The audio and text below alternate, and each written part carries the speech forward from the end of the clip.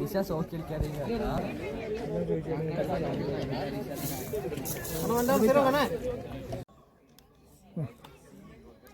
Blue band FMSI Indian national rally ಚಾಂಪಿಯನ್ಶಿಪ್ನ ಮೂರನೇ ಸುತ್ತಿನ ಮೊದಲನೇ ದಿನ ಆದ ಇವತ್ತು ಎರಡು ಸ್ಟೇಜನ್ನು ಎರಡು ರೌಂಡಲ್ಲಿ ಮುಗಿಸಿ ಇವಾಗ ಕೊನೆಯ ಹಂತದ ಎರಡು ರೌಂಡನ್ನು ನಡೆಸಲಿಕ್ಕೆ ಎಲ್ಲ ತಯಾರು ಆಗಿದೆ.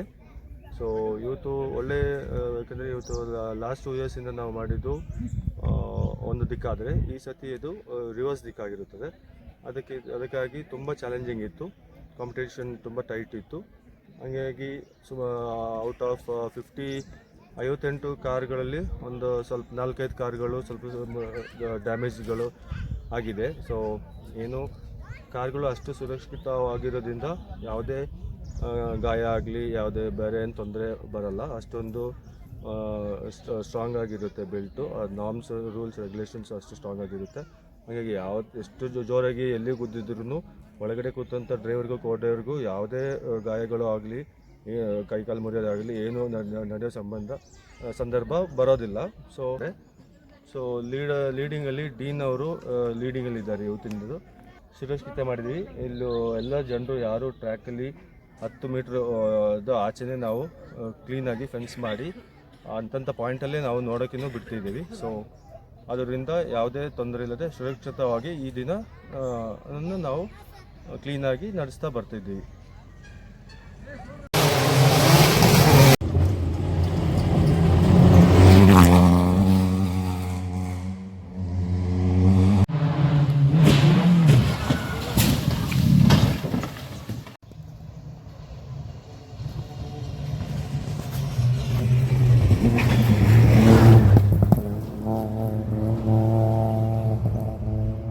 Blue Band Sports Robusta Rally, and we are all enjoying it, and we appreciate that. We all love this.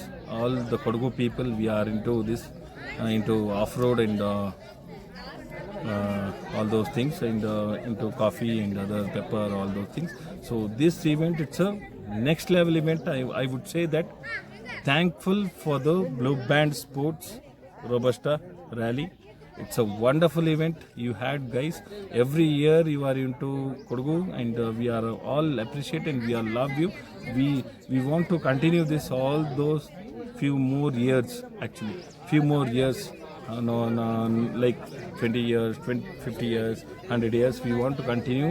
I would say for the youngsters, let them join us, and we all love this event, and let them join the hands together.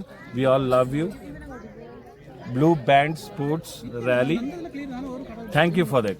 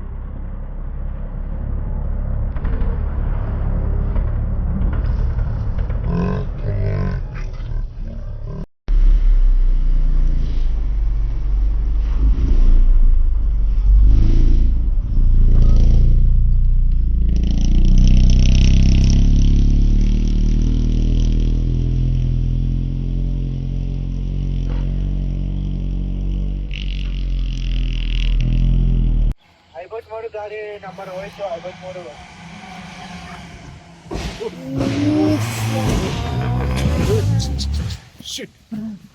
Road block ಆಯ್ತು ಬೇಡ road block ಆಗಿಲ್ಲ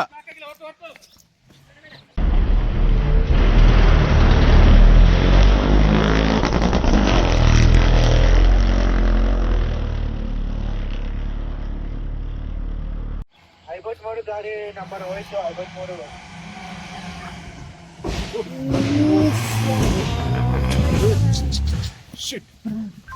road block ಆಯ್ತು ಬೇಡ road block ಆಗಿಲ್ಲ